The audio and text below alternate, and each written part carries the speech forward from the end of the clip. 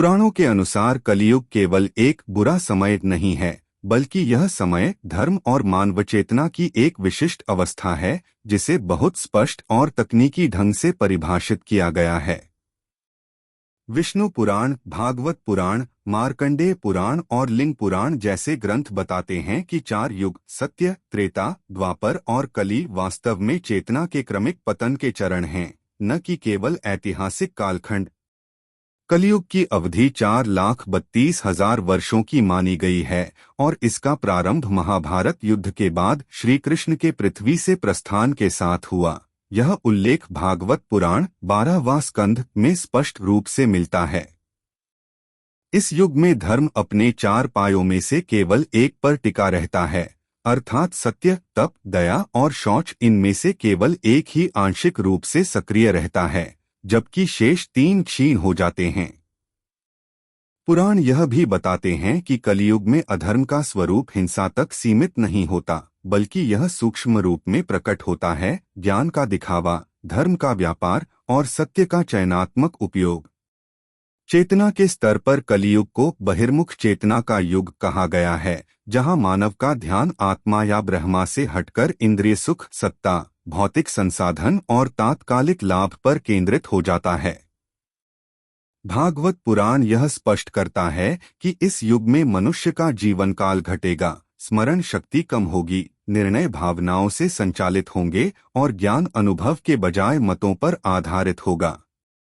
कलियुग की एक महत्वपूर्ण विशेषता यह भी बताई गई है कि इसमें पाप और पुण्य दोनों तीव्र गति से फल देते हैं, अर्थात थोड़े से प्रयास से भी व्यक्ति या तो गहरे पतन में जा सकता है या उच्च आध्यात्मिक स्थिति प्राप्त कर सकता है। यही कारण है कि पुराण कलियुग को केवल पतन का युग नहीं मानते, बल्कि इसे एक त्वरित परिणाम वाला युग कहते हैं। विष्णु पुराण में यह भी उल्लेख है कि इस युग में राजा व्यापारी बनेंगे, धर्म निर्णय नहीं बल्कि सौदेबाजी बनेगा और समाज बाहरी आचरण को आंतरिक शुद्धता से अधिक महत्व देगा। चेतना की दृष्टि से कलियुग वह अवस्था है जहां मानव अपने वास्तविक स्वरूप को भूल जाता है और स्वयं को केवल शरीर, नाम और पहचान तक सीमित कर लेता है। इस प्रकार पुराणों में कलियुग की परिभाषा किसी काल्पनिक विनाशक युग की नहीं, बल्कि एक सटीक रूप से वर्णित चेतना परिवर्तन की है, जहां दिव्य शक्तियां लुप्त नहीं होती, बल्कि मनुष्य की सीमित दृष्टि के कारण अदृश्य हो जाती हैं। और यही आधार आगे यह समझने का बनता है कि कलियुग में भी कुछ दिव्य शक्तियां और चेतन अवस्थाएं सक्रिय क्यों मानी गई हैं।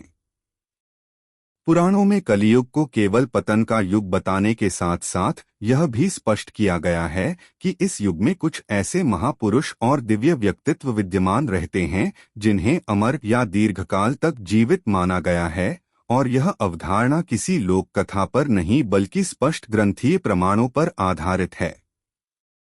विष्णु पुराण, भागवत पुराण, महाभारत और भविष्य पुराण में ऐसे व्यक्तियों का उल्लेख मिलता है जो सामान्य मानव जीवन सीमा से परे अस्तित्व रखते हैं और जिनकी भूमिका कलियुग में धर्म संतुलन बनाए रखने से जुड़ी बताई गई है।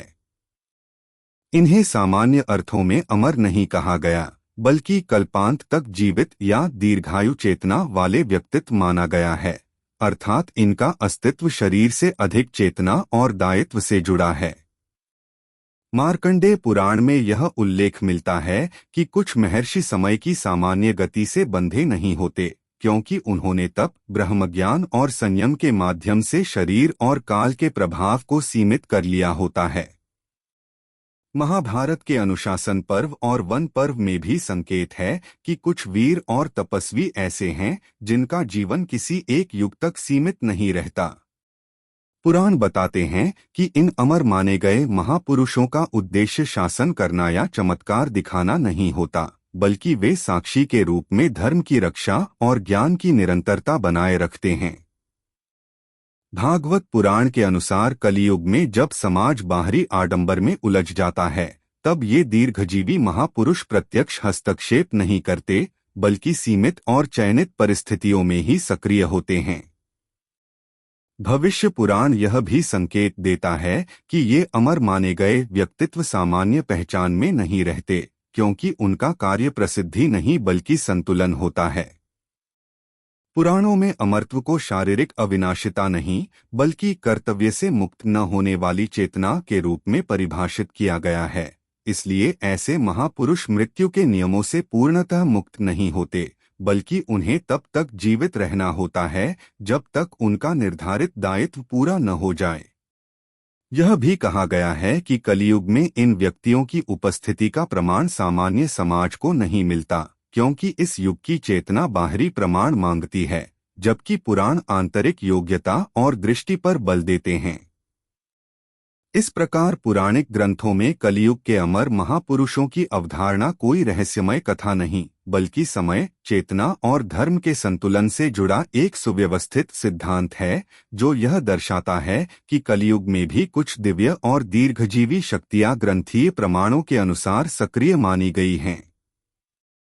पुराणों, महाभारत और रामायण में जिन व्यक्तियों को चिरंजीवी कहा गया है, उनमें अश्वत्थामा, हनुमान और विभीषण का उल्लेख सबसे अधिक स्पष्ट और प्रामाणिक रूप से मिलता है, और इनका चिरंजीवित्व किसी चमत्कारी अमरता के रूप में नहीं बल्कि समय, धर्म और उत्तरदायित्व से जुड़े दीर्घकालिक अस्तित्व के रूप में परिभाषित किया गया है।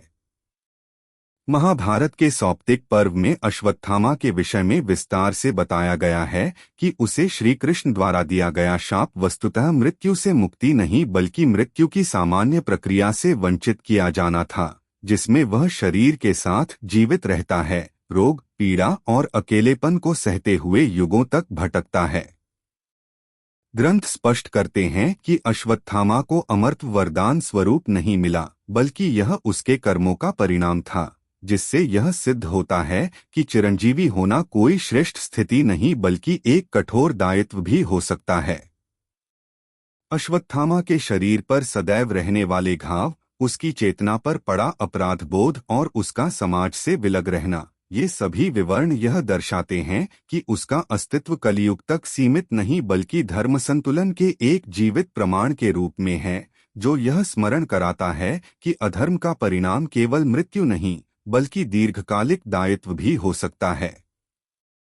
हनुमान के संदर्भ में वाल्मीकि रामायण, महाभारत और भागवत पुराण एक अलग प्रकार के चिरंजीवित्व को प्रस्तुत करते हैं, जहां दीर्घायु का उद्देश्य सेवा, भक्ति और ज्ञान संरक्षण है। हनुमान को ब्रह्मा से अमृतवसमान वर, इंद्र से वज्र प्रभाविता, सूर्य से ज्ञान और विष्णु से भक्ति स्थिरता प्राप्त होने का उल्लेख मिलता है, लेकिन इन सभी वरों का प्रयोग सत्ता या प्रभुत्व के लिए नहीं बल्कि धर्म की स्मृति को जीवित रखने के लिए बताया गया है।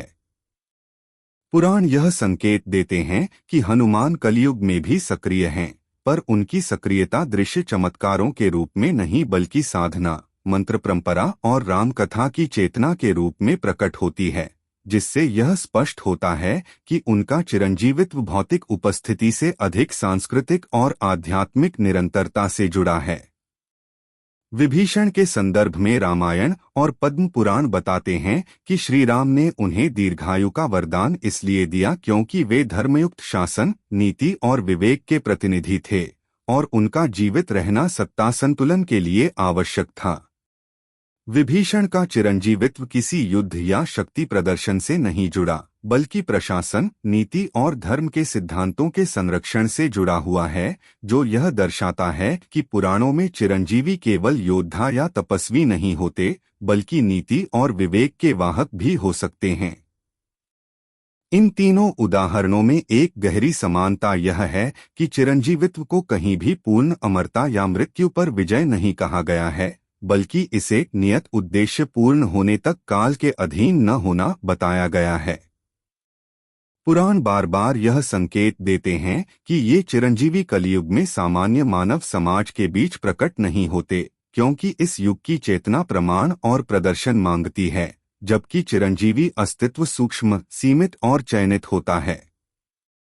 इस प्रकार अश्वत्थामा, हनुमान और विभीषण का यथार्थ यह स्पष्ट करता है कि चिरंजीवी कोई रहस्यमय कल्पना नहीं बल्कि पौराणिक समय सिद्धांत का एक व्यावहारिक तत्व है, जहां कुछ व्यक्तित्व शरीर, चेतना और कर्तव्य के विशेष संयोजन के कारण सामान्य जीवन सीमा से परे अस्तित्व बनाए रखते हैं, ताकि युग परिवर्तन तक धर्म का संतुलन पूर्ण रूप से न टूटे।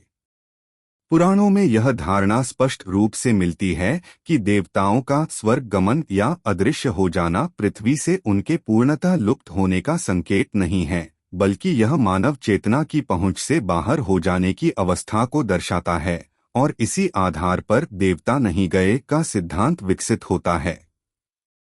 विष्णु पुराण, भागवत पुराण और मार्कंडेय पुराण बताते हैं कि देवता किसी एक भौगोलिक स्थान में सीमित सत्ता नहीं हैं, बल्कि वे विशिष्ट चेतना स्तरों, नियमों और कार्यक्षेत्रों के प्रतिनिधि हैं, जिन्हें लोक कहा गया है। इंद्र, वरुण, अग्नि, वायु जैसे देवताओं को प्राकृतिक तत्वों का अधिपति कहा गया है, न कि केवल मानवीय रूप वाले अस्तित्व, जिससे यह स्पष्ट होता है कि जब तक प्रकृति के ये तत्व सक्रिय हैं, तब तक उनके अधिष्ठाता देवत्व भी क्रियाशील रहते हैं। पुराणों के अनुसार देवताओं का स्वर्गलोक में निवास करना वस्तुतः एक उच्च आवृत्ति वाले अस्तित्व क्षेत्र का संकेत है, जहां सामान्य इंद्रियां और सीमित चेतना नहीं पहुंच सकती। कलयुग के संदर्भ में भागवत पुराण यह स्पष्ट करता है कि देवताओं की उपस्थिति समाप्त नहीं हुई, बल्कि मानव चेतना की योग्यता घटने के कारण उनके साथ प्रत्यक्ष संपर्क संभव नहीं रहा। यही कारण है कि वैदिक काल में यज्ञ, मंत्र और तप के माध्यम से देवताओं से संवाद संभव था, जबकि कलयुग में वही प्रक्रिया दुर्बल हो गई। मार्कंडेय पुराण में यह भी कहा गया है कि जब धर्म अपने निम्नतम स्तर पर पहुंचता है, तब देवता प्रत्यक्ष हस्तक्षेप नहीं करते, क्योंकि प्रकृति का नियम कर्मफल के माध्यम से कार्य करता है। देवताओं का कार्य नियंत्रण नहीं बल्कि संतुलन बनाए रखना है, और यह संतुलन दृश्य चमत्कारों के बजाय प्राकृतिक नियमों के माध्यम से स्थापित होता है। इस सिद्धांत के अनुसार देवता पृथ्वी पर ही विद्यमान रहते हैं, लेकिन वे स्थूल शरीर या राजस सत्ता के रूप में नहीं, बल्कि सूक्ष्म शक्तियों, नियमों और प्रक्रियाओं के रूप में कार्य करते हैं। अग्नि का दहन, वायु का संचार, जल का शुद्धिकरण और सूर्य का जीवनदायी प्रकाश, ये सभी देवत्व की निरंतर सक्रियता के प्रमाण माने गए हैं। पुराण यह भी संकेत देते हैं कि देवताओं की अनुभूति व्यक्ति की आंतरिक स्थिति पर निर्भर करती है, न कि बाहरी दृश्य प्रमाण पर। इसलिए जिन युगों में मानव चेतना संयमित और अनुशासित होती है, वहां देवता सन्निकट प्रतीत होते हैं, और जिन युगों में चेतना भौतिक और विखंडित हो जाती है, वहां वही देवता अप्राप्य लगते हैं। इस प्रकार देवता नहीं गए का सिद्धांत किसी आस्था आधारित कथन नहीं, बल्कि पुराणिक ब्रह्मांड दृष्टि का एक व्यवस्थित निष्कर्ष है, जो यह स्पष्ट करता है कि दिव्य शक्तियां पृथ्वी से विलुप्त नहीं हुईं, बल्कि मानव की सीमित चेतना के कारण अप्रकट हो गईं, और उनका अस्तित्व आज भी प्रकृति, नियम और संतुलन के रूप में सक्रिय है। पुराणों और उपनिषदिक परंपरा में ऋषि केवल प्राचीन काल के इतिहास पुरुष नहीं माने गए, बल्कि उन्हें चेतना की एक सतत धारा के वाहक के रूप में परिभाषित किया गया है। और इसी कारण यह प्रश्न उठता है कि क्या ऋषि परंपरा और तपस्वी चेतना आज भी जीवित है? विष्णु पुराण, भागवत पुराण, स्कंद पुराण और ब्रह्मांड पुराण में बार बार यह स्पष्ट किया गया है कि ऋषि किसी वंश, जाति या कालखंड तक सीमित नहीं होते, बल्कि वे ऐसे साधक होते हैं जो मंत्र, तप, ब्रह्मचर्य और आत्मसंयम के माध्यम से चेतना के उच्च स्तर को प्राप्त कर लेते हैं। ऋषि शब्द का मूल अर्थ ही दृष्टा है, अर्थात जो सत्य को देख सके, न कि केवल उसे पढ़े या सुने, और यह क्षमता समय के साथ नष्ट नहीं होती।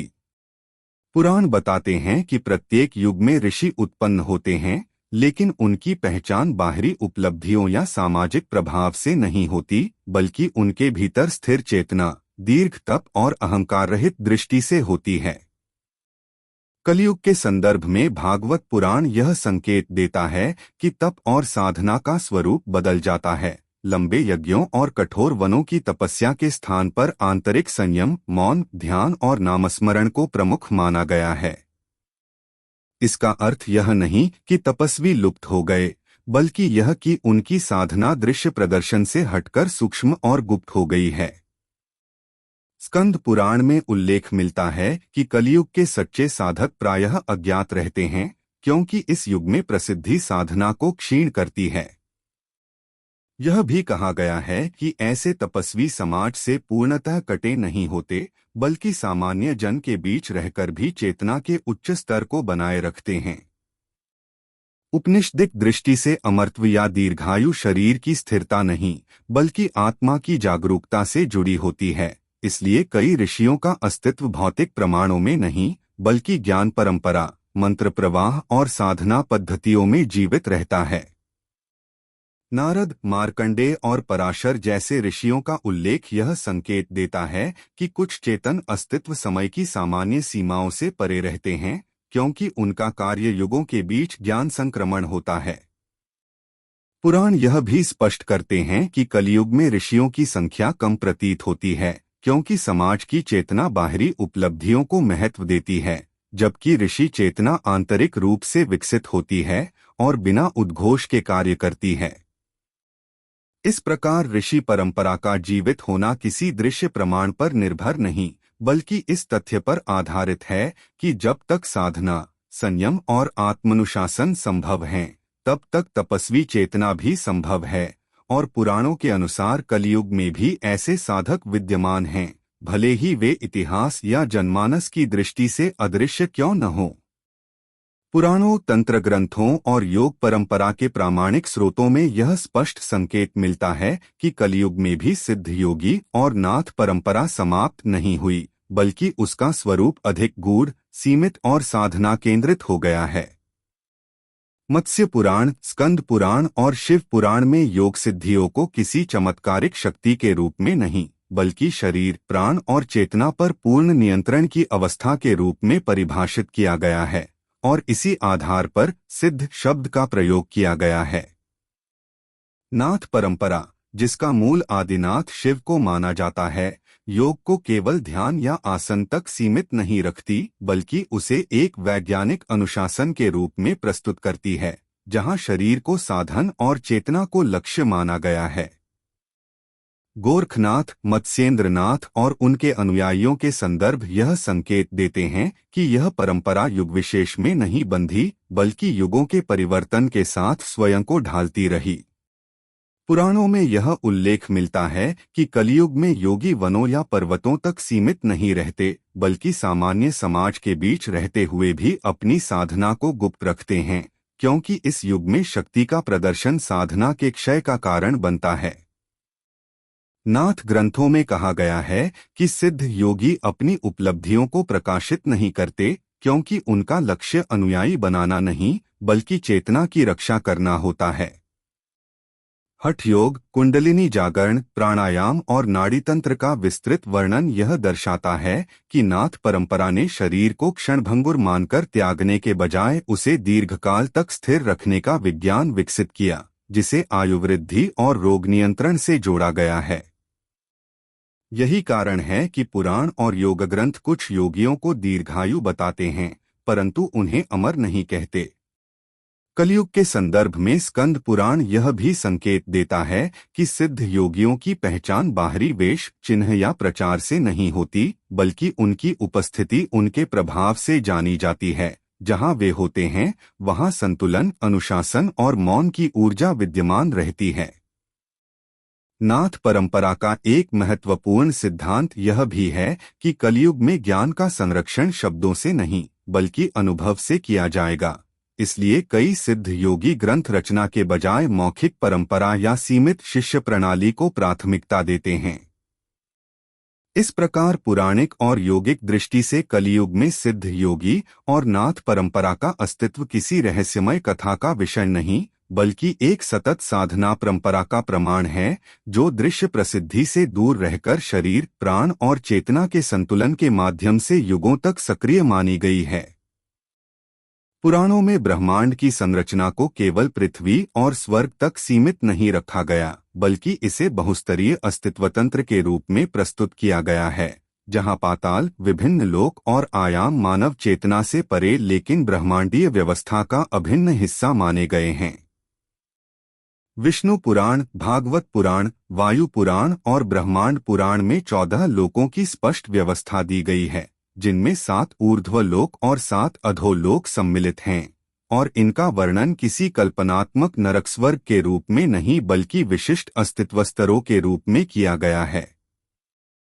पाताल लोक को सामान्यतः अंधकार और दानवों का क्षेत्र समझ लिया जाता है, जबकि पुराण बताते हैं कि अतल, वितल, सुतल, तलातल, महातल, रसातल और पाताल जैसे अधोलोक भौतिक दृष्टि से पृथ्वी से भी अधिक समृद्ध और सुव्यवस्थित हैं, जहां निवास करने वाले प्राणी उच्च भौतिक सुख, दीर्घायु और उन्नत संसाधनों से युक्त बताए गए हैं। भागवत पुराण में यह उल्लेख मिलता है कि पाताल लोकों में सूर्य का प्रकाश न होते हुए भी वहां स्वयं प्रकाशित ऊर्जा स्रोत हैं, जो उस लोक की चेतना और प्रकृति के अनुरूप कार्य करते हैं, जिससे यह संकेत मिलता है कि ये क्षेत्र हमारे ज्ञात भौतिक नियमों से भिन्न नियमों पर आधारित हैं। सुतल लोक के संदर्भ में वामन अवतार द्वारा राजा बलि को वहां का अधिपति बनाए जाने का उल्लेख मिलता है, और यह स्पष्ट किया गया है कि वह लोक देवताओं के स्वर्ग से भी अधिक सुख संपन्न है, जिससे यह धारणा टूटती है कि अधोलोक केवल दंड या अंधकार के स्थान हैं। पुराण यह भी बताते हैं कि विभिन्न लोकों में समय की गति अलग अलग होती है, अर्थात जो समय पृथ्वी पर वर्षों में व्यतीत होता है वही अन्य लोकों में क्षण या युग के रूप में अनुभव किया जा सकता है, और यही कारण है कि इन लोकों के निवासी दीर्घायु प्रतीत होते हैं। यह अवधारणा आधुनिक भाषा में आयाम या डायमेंशनल लेयर्स के समान है, जहां अस्तित्व का स्वरूप चेतना और ऊर्जा की आवृत्ति पर निर्भर करता है। मार्कंडेय पुराण और लिंग पुराण यह संकेत देते हैं कि सामान्य मानव इन लोकों को नहीं देख सकता, क्योंकि उसकी इंद्रियां केवल स्थूल भौतिक स्तर तक सीमित हैं, जबकि ऋषि और सिद्ध योगी ध्यान और तप के माध्यम से इन अस्तित्व क्षेत्रों का अनुभव कर सकते हैं। पाताल और अन्य लोकों को न तो पूरी तरह भौतिक कहा गया है और न ही पूर्णतः आध्यात्मिक, बल्कि इन्हें मध्यवर्ती अस्तित्व क्षेत्र माना गया है, जहां चेतना का स्तर पृथ्वी से भिन्न लेकिन ब्रह्मलोक से निम्न होता है। इस प्रकार पुराणों में वर्णित पाताल लोक और अन्य अस्तित्व क्षेत्र किसी रहस्यमय कथा या कल्पना का परिणाम नहीं, बल्कि एक सुव्यवस्थित ब्रह्मांडीय मॉडल का हिस्सा हैं, जो यह दर्शाता है कि मानव अस्तित्व केवल एक स्तर पर सीमित नहीं है, बल्कि चेतना के अनुसार अनेक आयामों में विस्तृत है, और कलयुग में भी ये अस्तित्व क्षेत्र सक्रिय माने गए हैं, भले ही वे सामान्य अनुभव से परे क्यों न हों। पुराणों और महाकाव्यों में नारद, मार्कंडेय और अन्य महर्षियों का वर्णन केवल ऐतिहासिक या पौराणिक व्यक्तित्वों के रूप में नहीं किया गया, बल्कि उन्हें समय से परे चेतना के प्रतिनिधि के रूप में स्थापित किया गया है, और यही सिद्धांत यह समझने की कुंजी देता है कि वे एक ही समय में अनेक युगों में कैसे उपस्थित प्रतीत होते हैं। नारद मुनि का उल्लेख ऋग्वेद, महाभारत, रामायण, भागवत पुराण और विष्णु पुराण में बार बार मिलता है, और हर ग्रंथ में वे अलग अलग कालखंडों में सक्रिय दिखाई देते हैं, जिससे यह स्पष्ट होता है कि उनका अस्तित्व सामान्य मानवीय समयरेखा से बंधा नहीं है। पुराण यह संकेत देते हैं कि नारद का शरीर साधारण स्थूल देह नहीं, बल्कि चेतना प्रधान देह है, जो इच्छानुसार लोकों के बीच गमन कर सकती है, इसलिए उन्हें देव, मानव और अन्य लोकों के बीच संवाद का माध्यम माना गया है। नारद की भूमिका किसी घटना को नियंत्रित करना नहीं, बल्कि चेतना को जागृत करना है, और इसी कारण वे समय के प्रवाह से प्रभावित नहीं होते, क्योंकि वे परिणाम के नहीं, प्रक्रिया के साक्षी होते हैं। इसी प्रकार मार्कंडेय ऋषि का वर्णन विशेष रूप से भागवत पुराण और मार्कंडेय पुराण में मिलता है, जहां उन्हें ऐसा ऋषि बताया गया है जिसने प्रलय को भी देखा और फिर भी अस्तित्व बनाए रखा। मार्कंडेय का प्रलय दर्शन किसी कथा के रूप में नहीं, बल्कि चेतना के उस स्तर के रूप में प्रस्तुत किया गया है जहां व्यक्ति सृष्टि और विनाश दोनों का साक्षी बन जाता है, जिससे यह सिद्ध होता है कि जब चेतना काल से ऊपर उठ जाती है तब विनाश भी उसे स्पर्श नहीं करता। मार्कंडेय को दीर्घायु या अमर इसलिए नहीं कहा गया कि उनका शरीर नष्ट नहीं होता, बल्कि इसलिए कि उनकी चेतना सृष्टि के चक्रों से परे स्थिर रहती है। अन्य महर्षियों जैसे वशिष्ठ, पराशर, भृगु और अत्रि के संदर्भ भी यही संकेत देते हैं कि ऋषि होने का अर्थ किसी एक युग में जन्म लेकर समाप्त हो जाना नहीं, बल्कि ज्ञान प्रवाह का वाहक बनना है। पुराण यह स्पष्ट करते हैं कि ऐसे ऋषि समय के भीतर रहते हुए भी समय से संचालित नहीं होते, क्योंकि उनका जीवन इंद्रिय सुख, भय या मृत्युबोध से प्रेरित नहीं होता। समय से परे चेतना का सिद्धांत यह बताता है कि जब व्यक्ति स्वयं को शरीर और नाम तक सीमित नहीं करता, तब उसका अस्तित्व काल के प्रभाव को सीमित कर देता है। और यही कारण है कि नारद जैसे ऋषि विभिन्न युगों में एक ही चेतना के साथ उपस्थित दिखाई देते हैं। कलयुग के संदर्भ में यह सिद्धांत और भी महत्वपूर्ण हो जाता है, क्योंकि पुराण बताते हैं कि जब समाज समय को केवल भौतिक घड़ी से मापने लगता है, तब ऋषि चेतना अप्रासंगिक प्रतीत होने लगती है, जबकि वास्तव में वही चेतना युगों के बीच सेतु का कार्य करती है। इस प्रकार नारद, मार्कंडेय और अन्य महर्षियों का यथार्थ किसी रहस्यमय अमरता का नहीं, बल्कि उस चेतना का प्रमाण है जो समय के प्रवाह में रहते हुए भी उससे परे स्थिर रहती है। और पुराणों के अनुसार ऐसी चेतना कलियुग में भी अस्तित्व में रह सकती है, भले ही वह सामान्य दृष्टि से अदृश्य क्यों न हो। पुराणों में अमरत्व की अवधारणा को सामान्य अर्थों में शरीर के नष्ट न होने से नहीं जोड़ा गया, बल्कि उसे चेतना की निरंतरता और अस्तित्व की स्थिरता से परिभाषित किया गया है। और यही कारण है कि ग्रंथ बार बार यह स्पष्ट करते हैं कि शरीर नश्वर है, जबकि चेतना अमर स्वरूप में प्रवाहित होती रहती है।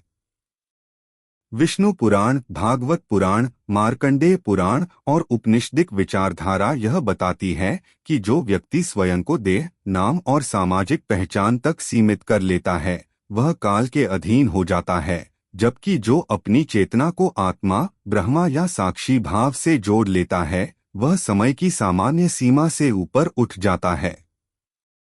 इस दृष्टि से अमरत्व का अर्थ किसी भौतिक शरीर का युगों तक स्थिर रहना नहीं, बल्कि उस चेतना का जीवित रहना है जो जन्म और मृत्यु के बीच आने जाने वाली घटनाओं को देखती है। भागवत पुराण में यह कहा गया है कि ज्ञानी पुरुष के लिए मृत्यु एक परिवर्तन मात्र है, न कि अंत, क्योंकि उसकी पहचान शरीर से नहीं बल्कि चेतना से जुड़ी होती है। इसी कारण कई ऋषि, सिद्ध और योगी विभिन्न युगों में उपस्थित प्रतीत होते हैं, क्योंकि उनकी चेतना ज्ञान, मंत्र और साधना के रूप में प्रवाहित होती रहती है, भले ही शरीर बदलता रहे। मार्कंडेय पुराण का प्रलयवर्णन इस सिद्धांत का सबसे स्पष्ट उदाहरण है, जहां एक ऋषि संपूर्ण सृष्टि के लय होने का साक्षी बनता है, जिससे यह सिद्ध होता है कि चेतना सृष्टि के चक्रों से भी परे स्थिर रह सकती है। पुराण यह भी बताते हैं कि चेतना आधारित अमरत्व किसी विशेष वर्ग या जाति के लिए आरक्षित नहीं है, बल्कि यह उस स्थिति का परिणाम है जहां व्यक्ति अहंकार, भय और आसक्ति से मुक्त हो जाता है। इस अवस्था में व्यक्ति कर्म करता है, लेकिन कर्म उसे बांधते नहीं, और यही कारण है कि उसका अस्तित्व काल के प्रभाव को सीमित कर देता है। कलयुग के संदर्भ में यह अवधारणा विशेष रूप से महत्वपूर्ण हो जाती है, क्योंकि पुराण कहते हैं कि इस युग में शरीराधारित शक्ति, आयु और पहचान क्षणभंगुर होती है, जबकि चेतना आधारित स्थिरता ही वास्तविक संरक्षण प्रदान करती है। इसलिए ग्रंथ यह संकेत देते हैं कि कलयुग में अमरत्व की खोज बाहरी साधनों या रसायनों में नहीं, बल्कि आंतरिक अनुशासन, ध्यान और विवेक में होनी चाहिए। इस प्रकार पुराणों में वर्णित चेतना आधारित अमरत्व किसी रहस्यमय कथा या शारीरिक चमत्कार का विषय नहीं, बल्कि अस्तित्व की उस अवस्था का नाम है जहां व्यक्ति स्वयं को नश्वर शरीर नहीं, बल्कि समय से परे चेतना के रूप में अनुभव करता है। और यही कारण है कि पुराण कहते हैं, शरीर नष्ट हो सकता है, लेकिन अस्तित्व तब भी जीवित रहता है। पुराणों में कल की अवतार को किसी अचानक घटित होने वाली घटना के रूप में नहीं, बल्कि एक दीर्घकालिक प्रक्रिया के अंतिम चरण के रूप में वर्णित किया गया है। और इसी संदर्भ में यह प्रश्न महत्वपूर्ण हो जाता है कि कल्कि के प्रकट होने से पहले कौन सी शक्तियां सक्रिय रहेंगी और उनका उद्देश्य क्या होगा। भागवत पुराण, विष्णु पुराण और भविष्य पुराण स्पष्ट रूप से संकेत देते हैं कि जब तक अधर्म अपने चरम पर नहीं पहुंच जाता, तब तक विष्णु का प्रत्यक्ष अवतार प्रकट नहीं होता, और उस अवधि में सृष्टि का संतुलन अन्य माध्यमों से बनाए रखा जाता है। इन माध्यमों में सबसे पहले चिरंजीवी माने गए व्यक्तित्व आते हैं, जिनका कार्य शासन करना या युद्ध लड़ना नहीं, बल्कि धर्म स्मृति को पूर्णतः लुप्त होने से बचाना होता है। अश्वत्थामा जैसे व्यक्तित्व को अधर्म के दुष्परिणाम का जीवित उदाहरण बनाए रखा गया है, ताकि चेतना स्तर पर कर्मफल का सिद्धांत बना रहे, जबकि हनुमान जैसे चिरंजीवी भक्ति, सेवा और मर्यादा की चेतना को निरंतर प्रवाहित करते रहते हैं। भविष्य पुराण यह भी संकेत देता है कि कुछ ऋषि और सिद्ध योगी कलयुग के अंतिम चरण तक सक्रिय रहते हैं, पर उनकी सक्रियता प्रत्यक्ष हस्तक्षेप के रूप में नहीं, बल्कि सीमित और चयनित मार्गदर्शन के रूप में होती है। नाथ परंपरा और योगिक परंपराओं का अस्तित्व भी इसी उद्देश्य से बताया गया है, ताकि शरीर, प्राण और चेतना का विज्ञान पूर्णतः नष्ट न हो जाए। पुराण यह स्पष्ट करते हैं कि देवता स्वयं कलयुग के अंतिम चरण में भी सक्रिय रहते हैं, पर वे प्रकृति, नियम और कर्मफल के माध्यम से कार्य करते हैं, न कि प्रत्यक्ष अवतार के रूप में। नारद जैसे ऋषि को चेतना जागरण के वाहक के रूप में बताया गया है, जो विभिन्न युगों में ज्ञान संक्रमण का कार्य करते हैं, ताकि कल्कि अवतार के समय समाज पूर्णतः अज्ञान में न डूबा हो। एक महत्वपूर्ण सिद्धांत यह भी है कि कल्कि से पहले अधर्म को पूर्ण स्वतंत्रता दी जाती है, क्योंकि तभी उसका वास्तविक स्वरूप उजागर होता है, और वही स्थिति कल्कि के प्रकट होने की आवश्यकता को स्पष्ट करती है। पुराणों के अनुसार यदि कल्कि से पहले ही सभी समस्याएं बलपूर्वक समाप्त कर दी जाएं, तो अवतार का उद्देश्य ही समाप्त हो जाएगा। इसलिए कल्कि अवतार से पहले जो शक्तियां सक्रिय रहती हैं, वे विनाश की नहीं बल्कि संरक्षण की शक्तियां होती हैं, ज्ञान का संरक्षण, धर्म स्मृति का संरक्षण और चेतना के अंतिम दीप को जलाए रखना। इस प्रकार पौराणिक दृष्टि से कल्कि से पहले की अवधि कोई निष्क्रिय प्रतीक्षा नहीं, बल्कि एक सूक्ष्म और गहन तैयारी का काल है, जहां कुछ चयनित चेतन अस्तित्व युग के पतन के बीच भी संतुलन बनाए रखते हैं, ताकि जब कल्कि अवतार प्रकट हो, तब सृष्टि पूर्ण अराजकता में नहीं, बल्कि परिवर्तन के लिए तैयार अवस्था में हो।